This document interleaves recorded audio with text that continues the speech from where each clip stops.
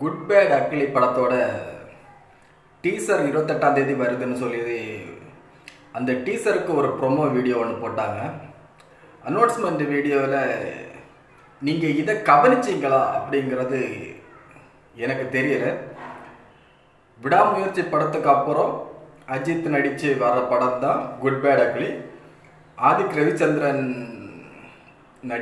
இயக்கத்தில் அஜித் நடிக்கிறாரு.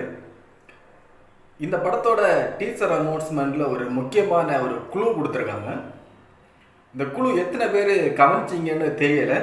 இல்லை இந்த குழுவை நாங்கள் ஏற்கனவே கவனிச்சிருக்கோம், நோட்டீஸ் பண்ணியிருக்கோம் அப்படின்னு நீங்கள் நினச்சிங்கன்னா நீங்கள் கமெண்டில் சொல்லுங்கள். ஆக்சுவலாக இந்த படத்தோட டீசர் அனௌன்ஸ்மெண்ட் வீடியோவில் வந்த எல்லா நெய்யுமே ஒரு குறிப்பிட்ட கலரை மேட்ச் பண்ணியே வந்துட்டுருக்கும். நீங்கள் பாருங்கள், எல்லா லெட்டருமே ஒரு கோல்டன் கலரில் இருக்கும்.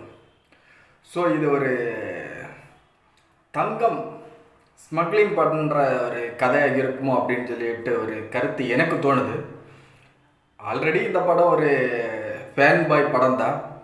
ஆதிக் ரவிச்சந்திரன் இந்த படத்தை பிரித்து மேய்ச்சி எடுத்திருப்பார். ஏன்னா அஜித் இந்த படத்துக்காக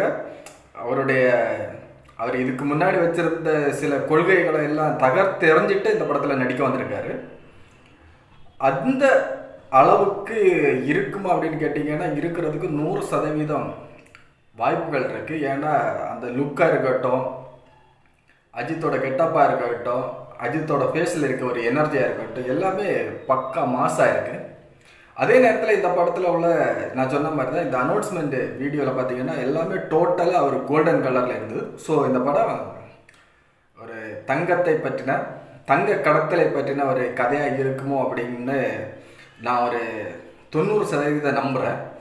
ஏன்னா அவங்க எந்த ஒரு ஒன்று பண்ணினாலும், எந்த ஒரு அப்டேட் கொடுத்தாலும் அதில் சின்ன சின்ன குழுக்கள் கொடுப்பாங்க. அந்த இன்ஃபர்மேஷன் தான் நமக்கு லைட்டாக மண்டையில் ஏறி இருக்கு.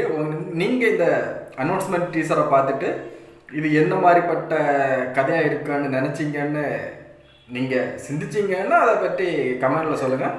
எனக்கு தெரிஞ்சு 28ஆம் எப்படியே நாளை மறுநாள் தெரிஞ்சிட போகுது. இருந்தாலும் இது ஒரு 90% தங்கம் கடத்தலுக்குண்டான ஒரு கதையாக தான் இருக்கும்னு நான் நம்புகிறேன். நீங்கள் என்ன நினைக்கிறீங்கன்னு கமெண்டில் சொல்லுங்கள். அஜித்தோட குட் பேட் அக்லி படத்துக்கு எத்தனை பேர் மரணம் வெயிட்டிங் அப்படிங்கிறதையும் கமெண்டில் சொல்லிட்டு போங்க, பார்ப்போம்.